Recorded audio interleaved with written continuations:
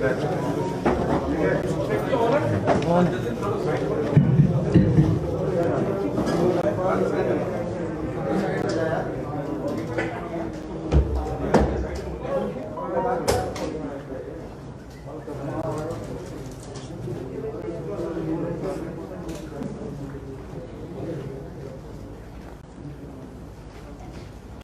कर लें क्या?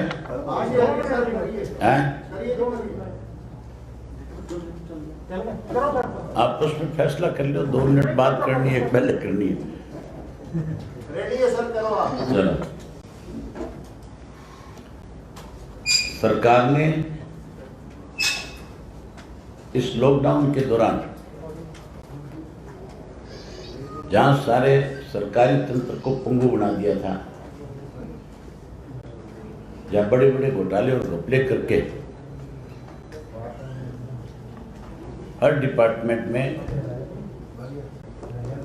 इस तरह के हालात पैदा कर दिए थे कि कहीं ऐसा लग नहीं रहा था कि प्रदेश में सरकार नाम की कोई चीज। लेकिन आज सारे रिकॉर्ड तोड़ दिए। आज विधानसभा को भी सरकार ने विधानसभा की बजाय मछली बाजार बना दिया। कितनी बड़ी हैरानी की बात है, इस लॉकडाउन में 9 बड़े घोटाले किए गए और उसमें मैंने अपनी तरफ से 12 कॉलिंग अटेंशन मोशन सरकार को दिए। कांग्रेस की तरफ से जो मेन विपक्ष की पार्टी है, एक सिंगल भी कोई अर्जेंट मोशन नहीं था और कोई कॉलिंग अटेंशन नहीं था। जो कॉलिंग अटेंशन दिया गया कांग्रेस की तरफ से, वो किरण जी की तरफ से दिए गए, वो आज हाउस में मौजूद नहीं थे। तो इस बात से आप अंदाजा लगा सकते हो कि सरकार कितनी सीरियस है। और कांग्रेस जो मेन विपक्ष है,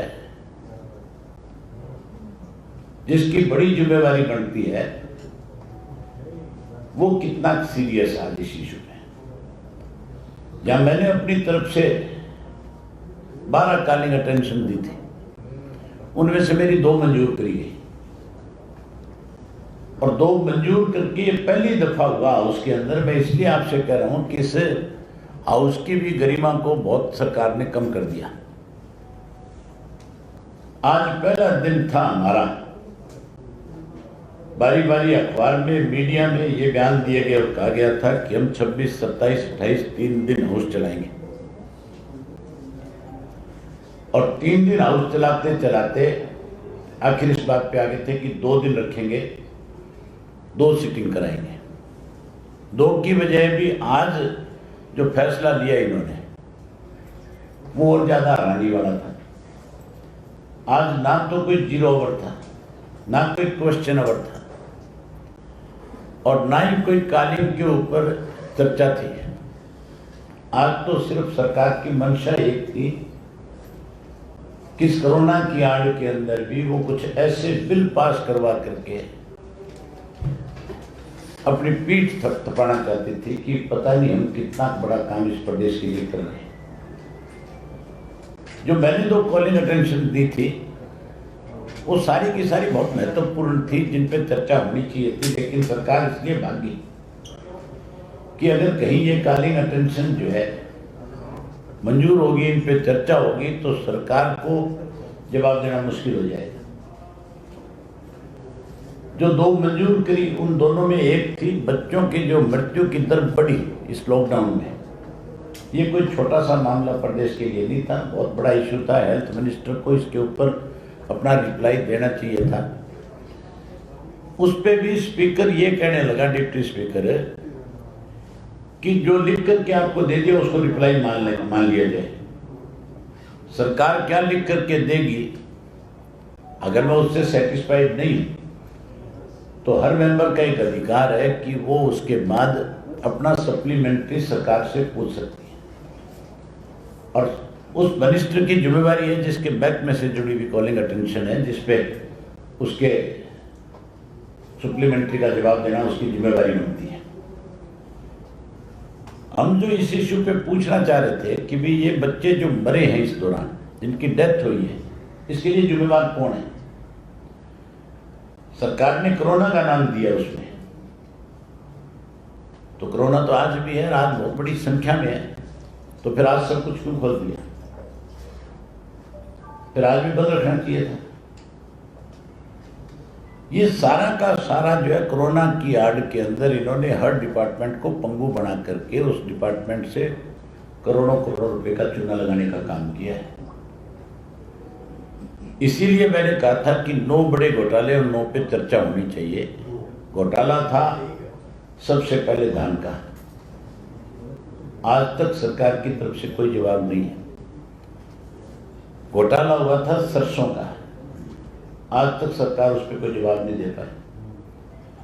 घोटाला हुआ था गेहूं का, आज भी आपको सुनकर के हैरानी होगी कि मंडी का जो आड़ती है उसकी आड़त जो 2.5% सरकार ने स्वयं कहा था कि हम देंगे, उसमें 20%, उस 2.5% में 20% की कटौती करके पैसा काट के उसका कम करके और उस व्यापारी को मारने का काम किया जा रहा है। क्लस्टर के नाम के ऊपर 9.5 से लेकर के 14 रुपए पर क्विंटल के हिसाब से सरकार में बैठे लोग अधिकारियों के साथ मिलकर खा गए। गेहूं में आज भी घपला चल रहा है, आज भी घोटाला चल रहा है। आज के दिन भी ये नहीं है कि गेहूं की जो बिक्री है उस बिक्री के बाद वो घोटाला बंद हो गया, आज भी जो का तो है इनका। उसके बाद चने में घोटाला किया, चने के बाद शराब में बहुत बड़ा घोटाला, बहुत बड़ा माफिया खड़ा किया। उसके बाद जो तबादले किए गए, ट्रांसफर के नाम के ऊपर लोगों से, अधिकारी से, कर्मचारियों से पैसे लिए, हर कर्मचारी की तनख्वाह में से पैसा काट लिया। और उसके साथ साथ जो स्कूल है प्राइवेट, उन स्कूल के लोगों से भी 1-1 लाख रुपया, किसी से लाख, किसी से 2, किसी से 5, जैसा स्कूल था उनसे पैसा लिया। उसके एफिडेविट मेरे पास थे, हम पूछना चाहते थे आज एजुकेशन मिनिस्टर से भी, इनसे पैसे किस बात के लिए आपने। उसके बाद जमीनों की जो रजिस्ट्रियां हुई उसमें सारे रिकॉर्ड तोड़ दिए।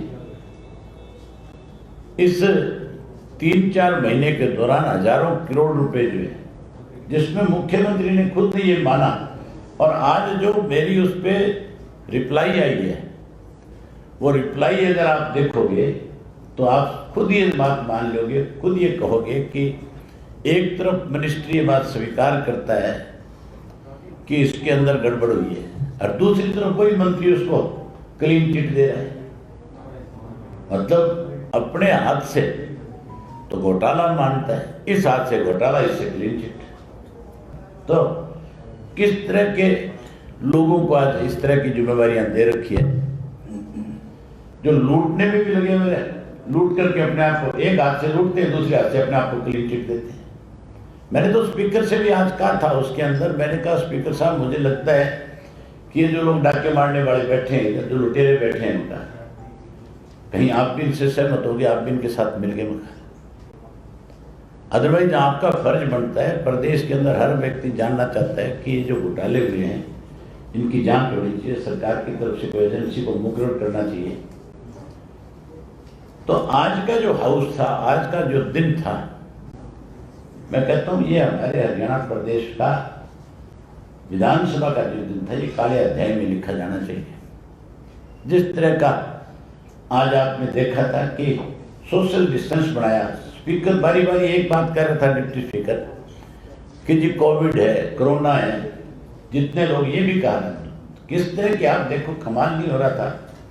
स्पीकर और डिप्टी स्पीकर कह रहा था कि 800 लोग हैं यहाँ पे इस कैंपस में।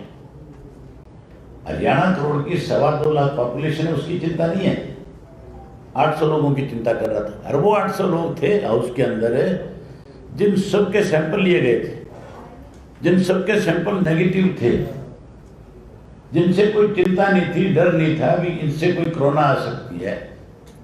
आप उन लोगों के लिए चिंता व्यक्त कर रहे थे जो आज बाजारों में भीड़ है, जो आज माल खुले हुए हैं, जिम खुले हैं, जो आज सारी चीज एक बड़ी भीड़ में तब्दील हो रही है, वहाँ की चिंता नहीं। ये चिंता इनको आज कोविड की नहीं थी, ये चिंता आज इनको इस बात की थी कि आज सरकार पूर्ण रूप से फंस करके खड़ी हो रही थी। इसलिए इन्होंने एक दिन में ये सेशन खत्म करके कहीं अपने आप को बचाने की कोशिश करी। मेरी आप लोगों से प्रार्थना है, जहाँ ये सरकार में बैठे हुए लुटेरे लोग इस सरकार में अपनी बदनामी से बचने के लिए हाउस की गरिमा को खत्म कर रहे हैं, कहीं ऐसा ना हो कल इस प्रजातांत्रिक प्रणाली के अंदर आपको जो चौथा स्तंभ माना जाता है आपको कमजोर ना कर ले। इसलिए आप इन सब बातों को उजागर करो, सब चीजों से लोगों से अवगत कराओ ताकि इनकी लुटेरे को पोल खुले। आज का दिन मैंने अपने इतिहास में 20 साल हो गए मुझे असेंबली का मेंबर बने हुए, मैंने 20 साल में इस तरह की असेंबली का कोई दिन नहीं देखा। हमने असेंबली के अंदर आपस में बहुत तूतराक होते हुए लोगों को देखा है, कई दफा सबर इससे भी ज्यादा आगे चला जाता है, लेकिन स्पीकर की भूमिका जो है हमेशा ठीक रहती है। आज डिप्टी स्पीकर की जो भूमिका थी वो दयनीय थी, निंदनीय थी।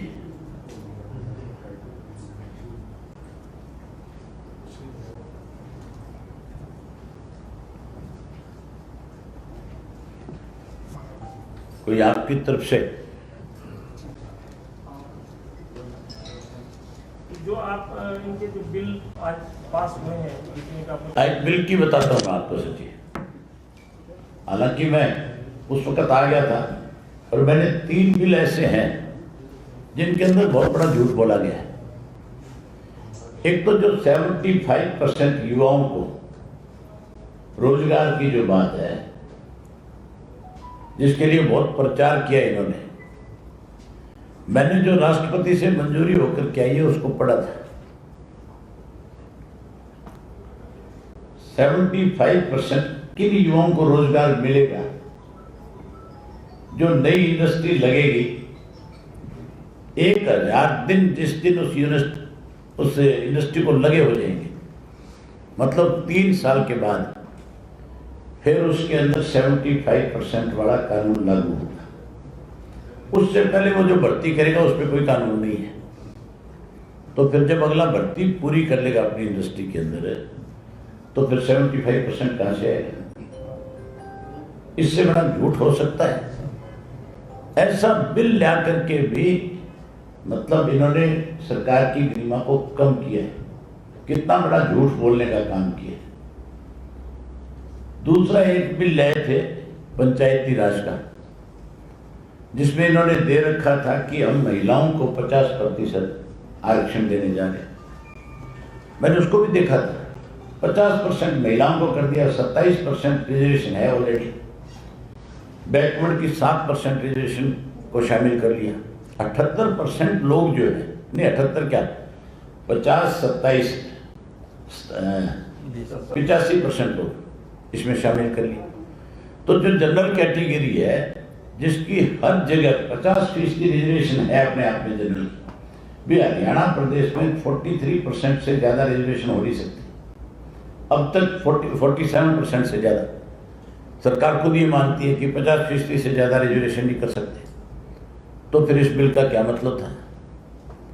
उसके अंदर भी जो महिलाओं वाली जो एक 50% रिजर्वेशन की बात करते हैं, उसमें शेड्यूल कास्ट भी है, उसके अंदर बैकवर्ड भी है, वो दोनों भी उसमें शामिल है। जो 15% बची है उसमें बैकवर्ड का जो बाकी बचा हुआ पोर्शन है, जो बी क्लास है, उसको भी उसमें शामिल किया कि वो भी उसमें रहेगी। तो फिर जनरल कैटेगरी का कोई व्यक्ति चुनाव कहां से लड़ेगा, कैसे लड़ेगा? मतलब इस तरह के बिल ला करके लोगों की आंख में धूल झोंकने की कोशिश करते हैं। इसी तरह से वो एक जो शहरों का लेकर के आए थे, अनऑथराइज्ड कॉलोनियों का, वो भी एक लूट का साधन है। उसको 1 एकड़ तक करके कहीं ना कहीं अपने लोगों से छोटी छोटी कॉलोनियां बनवा करके बेचने का काम करेंगे। मतलब कैसे लूटा जाए प्रदेश को, कैसे इस प्रदेश को बर्बाद किया जाए, इसके लिए इन्होंने सब हथकंडे अपनाने का काम किया। कोई ऐसा हथकंडा छोड़ा नहीं जिसकी वजह से कोई लूट में कमी रह जाए। एक बिल और अगर आपको जानकारी हो, फिजिकल रिस्पांसिबिलिटी वाला बिल जो पास हुआ है, जिसमें 3% का जीडीपी का कर्ज ले सकते थे, अब 5% हो गया। इसमें 17,500 करोड़ रुपए लेने जा रहे हैं। हैरानी की बात नहीं है, मुख्यमंत्री कोविड के नाम के ऊपर स्कूल वालों से पैसे ले रहा था, मुख्यमंत्री किसान से 5-5 किलो गेहूं मांग रहा था, मुख्यमंत्री ने पर बैग के हिसाब से 1-1 रुपया कोविड का गेहूं में, चने में, सरसों में, सब में लिया है। उसके साथ साथ जितने भी इंडस्ट्रीज थे उनसे मुख्यमंत्री ने पैसा लिया, जितने स्कूल थे उनके जो संचालक थे उनसे पैसा लिया। उसके अलावा जितने सरपंच थे उन सरपंचों से कहा कि या तो तुम पैसा दो, कहीं 10,000 सरपंच से, कहीं 20, कहीं 30, कहीं 50, इतने हजार रुपए लिए गए और बाकी सरपंच और पंचों की तनख्वाह ले ली गई 1-1 महीने की, जो तनख्वाह का पैसा दिया था। सरकारी जो कर्मचारी था उसका 30% से ज्यादा पैसा काट लिया सरकार ने। कोई ऐसी जगह नहीं छोड़ी जहां से पैसा नहीं लिया। आखिर 5-5 रुपए स्कूल में पढ़ने वाले बच्चों से भी मांग लिए। आप मुझे एक जगह ऐसी बता दो कि कोरोना के नाम के ऊपर सरकार की तरफ से हजारों करोड़ रुपए कहीं खर्च हुए। इनके पास तो पीपी किट भी नहीं थी, इनके पास मास्क नहीं थी, इनके पास हाथों में पहनने के ग्लव नहीं थे, इनके पास सैनिटाइजर नहीं था, इनके पास राशन नहीं था गरीब आदमी को देने के लिए। गरीब आदमी को भी जो राशन मिला है वो सारा का सारा राशन जो समाज सेवी लोग थे उन्होंने बांटा और इन्होंने एसडीएम की, डीसी की, तहसीलदार की, बीडीओ की, डीजीपीओ की, इनकी ड्यूटियां लगाई। जो सामाजिक संगठन बांटने वाले थे उन सामाजिक संगठनों से लिस्टें दी कि आपने कितना राशन बांटा, आपने किन किन लोगों को राशन दिया, और फिर उनके बिल बना करके और सरकार में बैठे लोग मिल करके खा गए। राशन तो टोटल का टोटल जो है, आप किसी शहर में जाओ, किसी गांव में जाओ, कहीं जाकर के ये बात पूछ लो, सब जगह आपको ये कहेंगे कि भाई हमें तो सामाजिक संगठन जो थे उन्होंने दिया। सारा का सारा जो है, जहां हर चीज में पैसा खाया, फर्जी बिल बनाए, पैसा अपनी जेब में डाल लिया। अब ये 17,500 करोड़ रुपया कर्जा और लेकर के इस प्रदेश की कोई और प्रॉपर्टी को भी गिरवी रखना चाहते हो। अगर ये सरकार लंबे समय तक रहेगी गलती से तो 100% इस प्रदेश का नागरिक तो कर्जदार होगा ही होगा। इसकी सारी की सारी प्रॉपर्टी जो है वो भी कर्जे में चली जाएगी। एक और बिल लेकर के आए थे जिसका बड़ा ढोंग पीटा गया 3-4 दिन से कि पंचायतों की रिकॉल करेंगे, पंचायत का जो सरपंच बनेगा उसको वापस बुलाने का एक्ट बनाने जा रहे हैं। ये भी एक बहुत बड़ा झूठ है। ये कानून पहले से है 1994 से। आप 94 का इसका एक्ट उठा करके देखोगे, उसमें ये लिखा हुआ है कि 50% से ज्यादा लोग सरपंच के खिलाफ अपने गांव में विश्वास प्रस्ताव ला सकते हैं। ये रिकॉल नहीं है, ये तो अविश्वास प्रस्ताव है। गांव के लोग अगर उसके खिलाफ, क्योंकि उन्होंने उसको वोट दे करके चुना है, तो वो उसके खिलाफ अविश्वास भी ले सकते हैं। जैसे कोई डायरेक्टर के माध्यम से अगर चेयरमैन चुनता है तो उसके खिलाफ अविश्वास प्रस्ताव आता है कि नहीं आता? विधानसभा में विधायक लेकर के आते हैं। इसी तरह गांव का जो सरपंच है, जो डायरेक्ट चुनता है, उसके खिलाफ गांव की मेंबर जो है वोट जो पंचायत के, वो 50% से ज़्यादा वोट इकट्ठा होकर के अविश्वास प्रस्ताव उसका दे सकते हैं और उसमें उसके खिलाफ अविश्वास पास होकर के नए सिरे से चुनाव होता है। ये राइट टू रिकॉल में नहीं आता। ये भी एक लोगों के आंख में धूल झोंकने वाली बात है। जो ये बिल बना करके लेकर के आए उनसे ये तो पूछो, ये बिल अगर तुम्हारे लिए बन जाते हैं, असेंबली के मेंबर्स के लिए, मेंबर पार्लियामेंट के लिए, तो हमारे प्रदेश का मुख्यमंत्री जो है, आज थे नहीं, होते तो मैं इस बिल के ऊपर जरूर उनसे पूछता कि इस प्रदेश पूरे देश के चीफ मिनिस्टर्स के बारे में एक सर्वे आया था, जो देश की सबसे बड़ी एजेंसी है जिसने सर्वे किया था, उसने तो 4% हमारे मुख्यमंत्री की पॉपुलरिटी लेकर के दिखाई थी। इसके खिलाफ तो 96% लोगों का मत था। तो सबसे पहले तो हमारे मुख्यमंत्री को जाना पड़ता है नहीं पड़ता। अगर रिकॉल का एक्ट लागू हो जाता है, जैसे चौधरी देवीलाल ने कहा था, अगर वो पार्लियामेंट में असेंबली में लागू होता तो सबसे पहले हमारे मुख्यमंत्री को ही लोगों ने वापस बुला लिया था। और मुख्यमंत्री को तो उसके हल्के हल्के भी नहीं, पूरे प्रदेश के लोगों ने बुला लिया। यही हालत इस डिप्टी चीफ मिनिस्टर की है, हल्के में बढ़ के तो दिखा दे। वो तो कह रहे चौधरी देवीलाल का सपना पूरा करेंगे राइट टू रिकॉल के जरिए। कहा तो उसने कर दिया, कहा तैने कर दिया, और कुछ नहीं बढ़ा। चौधरी देवीलाल का सपना पूरा जब होगा, जब यहाँ गरीब आदमी को 2 वक्त की रोटी मिलेगी, जब उसके सर के ऊपर छत होगी, जब उसके पढ़े लिखे बच्चे को रोजगार और नौकरी मिलेगी। ये तो चौधरी देवीलाल की नीतियों को बेचने वाले लोग हैं। तो मेरे सामने लाके तो बिठाएगी ना, आपके सामने सेशन में सर मेरे सामने तो ही बनी बड़ा ये पड़ेगा। यहाँ लिया एक दिन बुला, तीनों बाप बेटों को बुला ले, कच्ची तसल्ली करा। मेरा कहने का मतलब है कि किस तरह से लोगों की आंख में धूल झोंक करके चौधरी देवीलाल के नाम के साथ भी ऐसी बातों को जोड़ा जाता है। चौधरी देवीलाल बहुत खुले दिमाग के थे। उनकी सोच थी कि राइट टू रिकॉल हो, लोकसभा के मेंबर के लिए भी हो और असेंबली के मेंबर के लिए भी। राज्यसभा के मेंबर के लिए नहीं हो सकती थी, ना कोई एमएलसी के लिए हो सकती थी। लेकिन क्योंकि लोगों ने वोट डाला है, तो लोगों को यह अधिकार होना चाहिए कि अगर उनका नुमाइंदा उनके लिए ठीक काम नहीं कर रहा, तो वो उसको वापस बुलाने के लिए वोटिंग करके रिकॉल करें उसको। ये तो जो मैंने आपको बताया पंचायती राज का, इसको आप थोड़ा सा ध्यान से सलन देखोगे, आपको पता लग जाएगा कि इसका तो मकसद केवल एक है कि सरपंच को अगर पंचायत के लोग ना पसंद करते हैं तो उसके खिलाफ अविश्वास प्रस्ताव लेकर के उसको हटा सकते हैं, ना कि उसको वापस बुला सकते हैं। नामलों से विधायक उन्होंने कहा है रजिस्ट्रियों में पैसे ऊपर तक जाते हैं सर। कहाँ के जयराम कुमार गौतम ने पूछ लेते किसके पास गए। जब वो कहते हैं ये बात कि ऊपर तक पैसे जाते हैं, तो फिर उनसे आप ये पूछते कि आपकी जानकारी होगी